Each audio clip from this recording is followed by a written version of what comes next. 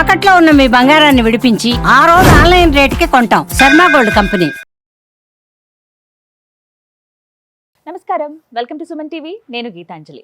విశ్వావసు నామ సంవత్సరంలో ద్వాదశ రాశుల వారి జాతక ఫలితాలు ఏ విధంగా ఉన్నాయో తెలుసుకుందాం. వివరించేందుకు ప్రస్తుతం మనతో పాటు ఉన్నారు శ్రీచక్రపీఠం వ్యవస్థాపకులు, ప్రముఖ జ్యోతిష్య పండితులు బ్రహ్మశ్రీ ప్రదీప్ జోషి గురువు గారు. వారితో మాట్లాడదాం. గురుగారు నమస్కారం అండి. శ్రీమాత్రే నమః. గురుగారు, ఈ విశ్వావసు నామ సంవత్సరంలో కన్యా రాశి వారి జాతక ఫలితాలు ఏ విధంగా ఉన్నాయో తెలియజేస్తారా? విద్యుద్ధామ సమప్రభాం మృగపతి స్కంధస్థితాం భీషణాం కన్యాభిక్కరవాలకేట విలసదస్తాభిరా సేవితాం హస్తైశ్చక్ర గదాసికేట విషికాంశ్చాపం గుణం తర్జనీం బిభ్రాణాం అనలాత్మికాం శశిధరాం దుర్గాం త్రినేత్రాం భజే. శ్రీమాత్రే నమః. శ్రీ గురుభ్యో నమః. మేషాది ద్వాదశ రాశుల యొక్క ఫలితాలు మనం ఈ విశ్వావసు నవ సంవత్సరంలో తెలుసుకోబోతున్నాం. కన్యారాశికి సంవత్సరం ఆదాయ వ్యయాలు ఎలా ఉన్నాయో తెలుసుకుందాం. కన్యారాశి వారికి ఆదాయం 14 టాప్. ఇప్పుడు ఉన్న దాంట్లో అందరిలో టాప్ ఎవరు అంటే ఆదాయంలో కన్యారాశి వారే ఉన్నారు. సో వ్యయము 2, అంటే సంపదలు ఎక్కువగా వస్తాయి, ఖర్చులు తక్కువగా ఉన్నాయి. తర్వాత రాజపూజ్యం 6. ఈ సంవత్సరం హైయెస్ట్ రాజపూజ్యంలో నంబర్ 2 పొజిషన్లో ఉన్నది కూడా కన్యారాశి వారే. తర్వాత అవమానించే వారు కూడా 6 ఉన్నారు. అంటే 6 తిడితే 6 మెచ్చుకుంటారు. బాగుంది. కన్యారాశి, కన్యా అంటే ఏమిటంటే స్త్రీ, అంటే సిగ్గుపడే లక్షణం. ఎవ్వరికి ఏదీ చెప్పరు, అన్నీ చెప్పినట్టుగా ఉంటారు కానీ ఏదీ చెప్పనట్టుగా ఉంటుంది. భయపడినట్టుగా నటిస్తారు కానీ అస్సలు భయపడరు, భయపెడతారు తప్ప భయపడరు. మళ్ళీ చూస్తేనేమో అమాయకుల్లాగా ఉంటారు. వీళ్ళు మాయకులు తప్ప అమాయకులు కారు. అలా కన్యా రాశి అంటేనే విలక్షణమైన రాశి. కాబట్టి ఈ సంవత్సరం కన్యా రాశి వారికి ఏంటంటే మీరు ఒకే ఒక్క విషయంలో జాగ్రత్త పడాలి. మిగతా అంత బాగుంది. ఒకటంటే 2 విషయాలు. 2 విషయాల్లో జాగ్రత్తగా ఉంటే చాలు, మిగతా అన్ని విషయాల్లో మీరంతా సూపర్ బాగుంది. ఏమిటి గురుగారు అవి? ఒకటి రిలేషన్షిప్. సప్తమ స్థానం లోపలికి శని వచ్చాడు కదా, 7వ ఇంట్లోకి శని రాగానే మీ ఆవిడ లేదంటే మీ ఆయన నెత్తి లోపలికి ఏంటంటే శని దూరుతాడు. అనుమానం మొదలవుతుంది. అనుమానం అది భయంకరమైందండి. ఎంతో ఎట్లుంటుంది అని అంటే ఎవడో మనకు సంబంధం లేదు, ఎవరితో మనకు సంబంధం లేదు, అది మెసేజ్ చేస్తుంది, అదేదో ఫోటో పెడుతుంది. అది నీకెందుకు ఫోటో పెట్టింది, ఇక స్టార్ట్.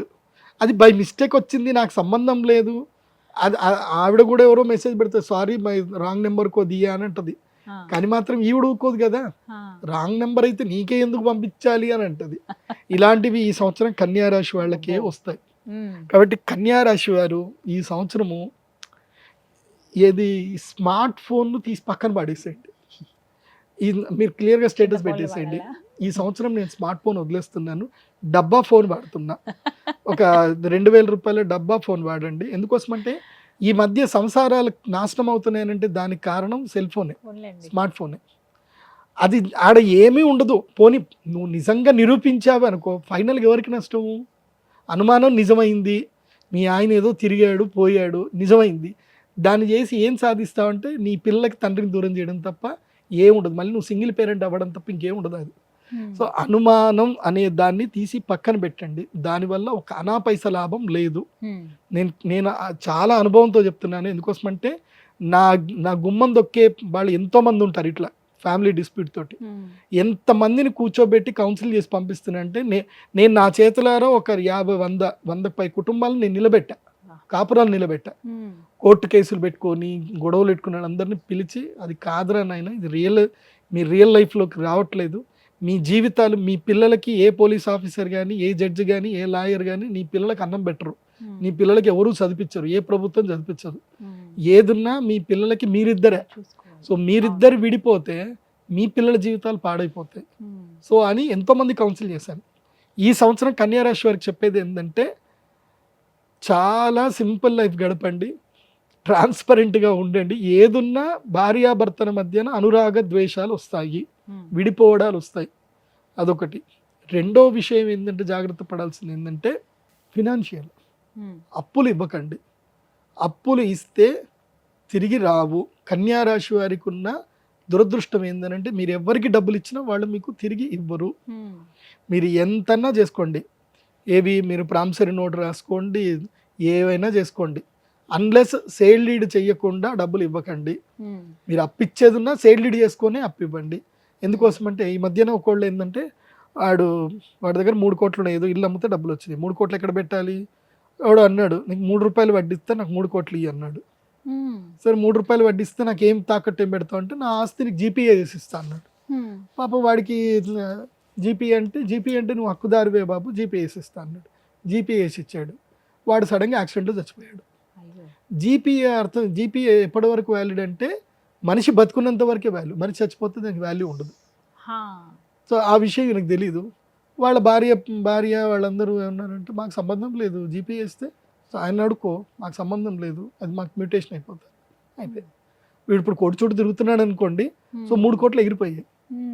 అందుకే నేను చెప్పేది ఏంటంటే, ప్రామిసరీ నోట్లు ఇవి ఏవి కూడా మీరు కోర్టు చుట్టూ తిరగడానికి, మీ తల గోక్కోవడానికి తప్ప దేనికి పని చేయవు. కాబట్టి ఏదున్నా, మొన్ననే సుప్రీంకోర్టు జడ్జిమెంట్ కూడా చదివాను, సేల్ డీడ్ చేస్తే తప్ప మీకు ఆస్తి మీద పూర్తి అధికారం ఉండదు. మీరు వడ్డీలకు ఇచ్చుకోండి, కాకపోతే సేల్ డీడ్ చేసుకొని వడ్డీలకు ఇచ్చుకోండి.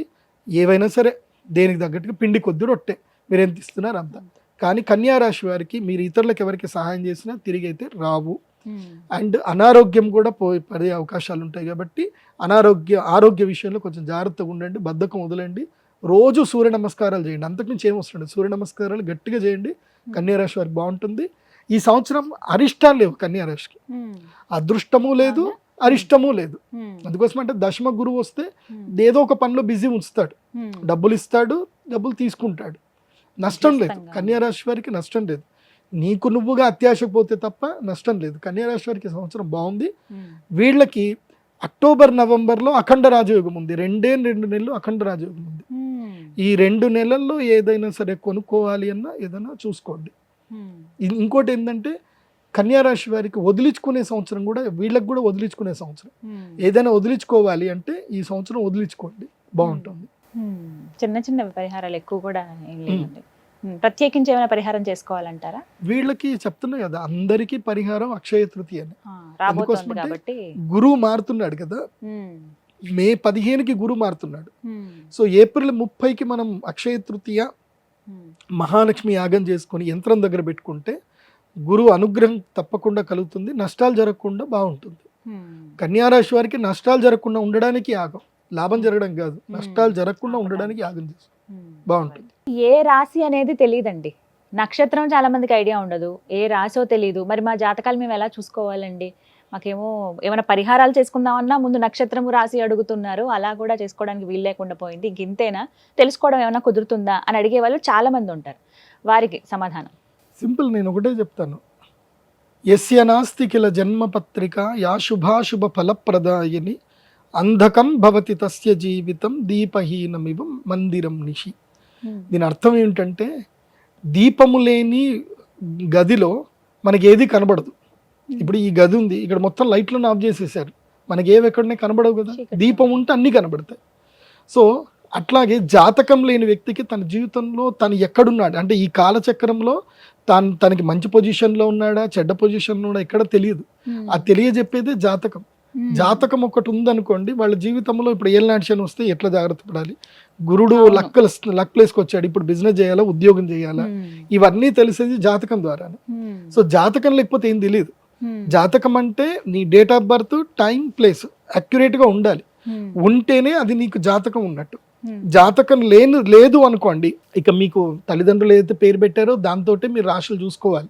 జాతకం లేదు అంటే, ఒకవేళ మీ date of birth, time, place ఉంది, మీరు సింపుల్గా నా వెబ్సైట్ విజిట్ అవ్వండి, pradeepjoshi.com వెబ్సైట్ విజిట్ అవ్వండి. అక్కడ మీకు హోరోస్కోప్ డీటెయిల్స్ ఉంటాయి. మీ date of birth, time, place enter చేసి సబ్మిట్ చేస్తే మీ జాతకం మీకు PDF రూపంలో వస్తుంది. సో అక్కడ మీ జన్మ నక్షత్రము, జన్మ రాశి ఉంటుంది. సో దాన్ని బట్టి మీ జన్మ నక్షత్రం ఏంటి, మీ జన్మ రాశి ఏంటి చూసుకొని, అప్పుడు మేము ఈ మన ఛానల్లో చెప్పే నేనైతే రాశి ఫలాలు చెప్తానో అవి మీరు ఫాలో అవ్వాలి. ఇప్పుడు పత్రికల్లో ఎక్కడ చూసినా మీ రాశి ఏంది అనేది ఆ రాశి ఫాలో అవ్వాలి. జాతకం ఉండి నంబర్ 1 ప్రిఫరెన్స్ ఏంది అని అంటే కనుక date of birth, time, place మీద వచ్చేదే ఒరిజినల్. అది లేదు అన్నప్పుడు, ఇప్పుడు నీ పేరు రాము అనుకో, పేపోరారి చిత్తా నక్షత్రం తులారాశి అవుతుంది. నీ పేరు శ్రీనివాసు అనుకో, అది కూడా చిత్తా నక్షత్రము తులారాశి అవుతుంది, లేదంటే దాక్షాయిణి అని పేరు పెట్టుకున్నారు, భూధాబాడ పూర్వాషాఢ, సో పూర్వాషాఢ నక్షత్రం అవుతుంది, మకర రాశికి వెళ్ళిపోతుంది. సో ఇట్లా మీ యొక్క రాశిని ఏది తెలుసుకోవాలంటే పేరు బట్టి చెప్పే రాశి 100% అయితే ఫలితాలు ఇవ్వదు. జన్మ నక్షత్రం అంటే పుట్టిన సమయంలో ఉన్న నక్షత్రము రాశి మాత్రమే మోస్ట్లీ 80% యాక్యురేట్గా ఉంటుంది. అండ్ వన్ మోర్, రాశి ఫలాలు జనరల్ ప్రెడిక్షన్స్ అందరికీ ఇవి వర్తించవు. క్లియర్గా చెప్తున్నాను, రాశి ఫలాలు జనరల్ ప్రెడిక్షన్స్ అందరికీ వర్తించవు. నీకంటూ నీ ప్రత్యేకమైన దశ అంతర్దశలు ఉంటాయి, అవి మాత్రం నీకు మాత్రం వర్తిస్తాయి 100%. రాశి ఫలాలు జనరల్ ప్రెడిక్షన్ అంటే అప్ టు 60 to 80% యాక్యురేట్గా ఉంటాయి. 60% అయితే కన్ఫర్మ్, 80% వరకు కొంతమందికి యాక్యురెన్సీ ఉంటుంది. కానీ నీకు 100% 80 to 100% యాక్యురెన్సీ రావాలి అని అంటే దశాంతర్దశలు తెలుసుకోవాలి. సో ప్రతి ఒక్క వ్యక్తికి దశాంతర్దశలు డిఫరెంట్గా ఉంటుంది. ఇప్పుడు మీరున్నారు, మీ అక్క చెల్లెలు ఉన్నారు, మీరందరూ ఇంట్లో ఒకే ఆర్థిక పరిస్థితుల్లో అందరూ ఒకే ఇంట్లో ఉంటున్నారు. కానీ అందరికి ఎవరి అదృష్టం వాళ్ళదే, ఎవరి నాలెడ్జ్ వాళ్ళదే, ఎవరి యోగాలు వాళ్ళదే. ఒకే ఇంట్లో ఉండే ఆడపిల్లలు, ఒక ఆవిడ తక్కువ చదువుకొని ఉండి పెళ్లి చేసుకున్న తర్వాత ఆవిడకి అదృష్టం రావచ్చు, ఒక ఆవిడ బాగా చదువుకొని జీవితాంతం ఉద్యోగం చేస్తూనే ఉండొచ్చు. చదువున్నంత మాత్రాన అదృష్టం వస్తుందని లేదు, చదువు లేనంత మాత్రాన దురదృష్టం అవుతారని లేదు. సో అదృష్ట దురదృష్టాలు చదువు మీద స్కిల్ మీద పనిచేయవు. స్కిల్ అనేది జస్ట్ ఏదో బూస్టప్ చేయడానికి పనిచేస్తుంది తప్ప ఎంత స్కిల్ ఉన్నా అదృష్టమే పనిచేస్తుంది. లైక్ ఎగ్జాంపుల్ చెప్పాలంటే రజనీకాంత్ గారు, ఆయన్ని నార్మల్ వ్యక్తి చూస్తే ఆయన స్వయంగా చెప్పారు, నేను ఒక గుళ్ళో కూర్చున్నప్పుడు నన్ను బిచ్చగాడు అనుకొని ఒక ఆవిడ డబ్బులు వేసి వెళ్ళింది, అప్పుడు నేను నవ్వుకున్నాను. దేవుడు గనక నా పైన అనుగ్రహం చేసి ఉండకపోతే నేను సినిమా స్టార్ అని తెలియదు. ఒక నార్త్ గుడిలో కూర్చున్నప్పుడు, నార్త్ ఇండియాలో గుడిలో కూర్చుంటే ఆమె గుర్తుపట్టుకుని డబ్బులు వేసి వెళ్ళిపోయింది. సో ఇది నా పరిస్థితి. ఆయన అహంకారానికి వెళ్ళా, ఆయన తిట్లే. సో భగవంతుడు నన్ను ఇట్లా కరుణించాడు అన్న ఒక పాజిటివ్నెస్ లో ఆయన గొప్పవాడు. ఆ గొప్పతనం అనేది అందరికీ రాదు. అలాంటి బుద్ధి, అలాంటి విచక్షణ ఉంటే తప్ప దేవుడు అదృష్టాన్ని ఇవ్వడు అందరికి. రూపము, యవ్వనము, గుణము, సద్గుణం కాదు, అదృష్టం అనేది భగవంతుడు ఇవ్వాలి. అది ఇస్తే అది ఎవరికి ఇవ్వాలో వాళ్ళకే ఇస్తాడు. దానం ఎవడు చేస్తాడో, ఎవరికైతే ఇచ్చే గుణం ఉంటుందో, ఎవరికైతే పంచే గుణం ఉంటుందో వాడికే భగవంతుడు అదృష్టాన్ని ఇస్తాడు, ఊరికే అందరికి ఇవ్వడు. సో కాబట్టి జాతకం చాలా ఇంపార్టెంట్. ఇప్పుడు నేను రాశిఫలాలు చెప్తాను, కానీ చెప్పేటప్పుడు మీరు జాతకం లేకుండా మీ ఇష్టం వచ్చినట్టుగా మీ పేర్లతో చెప్పుకొని గురుగారు కరెక్ట్ చెప్పలేదు, అన్ని రాంగ్ వెళ్ళిపోతున్నాయి అనుకుంటే అది మీ పొరపాటు, నా పొరపాటు కాదు. సరిగ్గా సరి చూసుకుని ఎవరి రాశి ఏదో నక్షత్రం ఏదో చూసుకుంటే సరిపోతుంది. ధన్యవాదాలు గురుగారు, నమస్కారం.